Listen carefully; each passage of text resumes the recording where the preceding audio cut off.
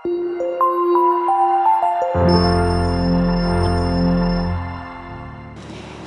Bapak Ibu Saudara yang dikasihi Tuhan. Bagaimana kabar Bapak Ibu Saudara hari ini?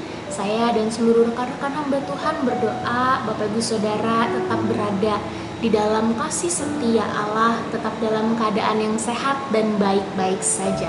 Bapak Ibu Saudara, dalam ajang pencarian bakat secara internasional yang terkenal dan bergengsi yang bernama Miss Universe, ada 3 karakter, 3 ciri yang menjadi penilaian paling penting untuk menentukan apakah seseorang itu layak disebut Miss Sejagat Raya, yaitu brain, beauty, dan behavior.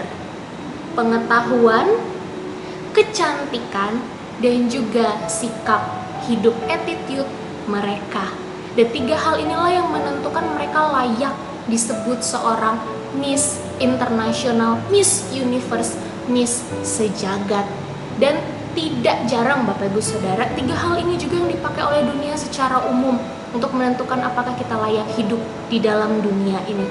Namun pertanyaannya, apakah yang Kristus gunakan untuk menilai kelayakan, kesejatian seorang pelayan Tuhan? Hari ini kita mau belajar dari bagian Alkitab Markus 10 ayat 45.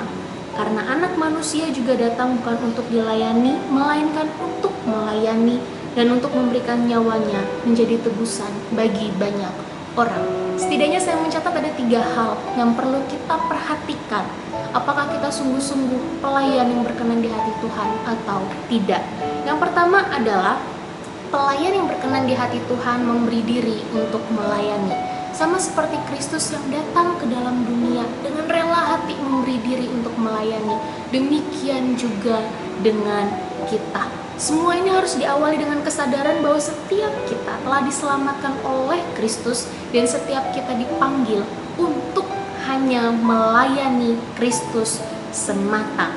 Pelayan sejati justru melayani dengan rela hati Bapak Ibu Saudara, memberi seluruh hidup, hati, pikiran, jiwa, dan raga untuk melayani Tuhan. Apakah kita pelayan Tuhan yang sejati?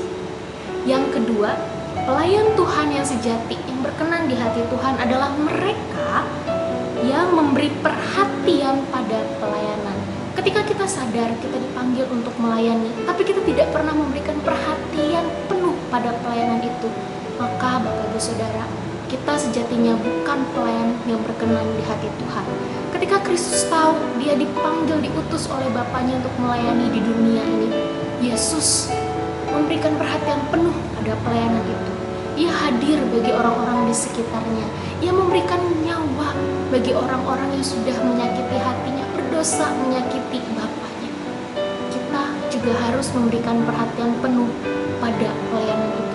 Bukan hanya pada pelayanan itu Bapak Ibu Saudara, tapi juga pada sang pemberi pelayanan. Milikilah relasi yang baik dengan Allah, dengan Kristus yang memanggil kita untuk melayani Dia. Memberi perhatian penuh pada pelayanan. Dan yang terakhir Bapak Ibu Saudara, memberi diri untuk tetap setia dan rendah hati melayani. Setialah melayani Tuhan.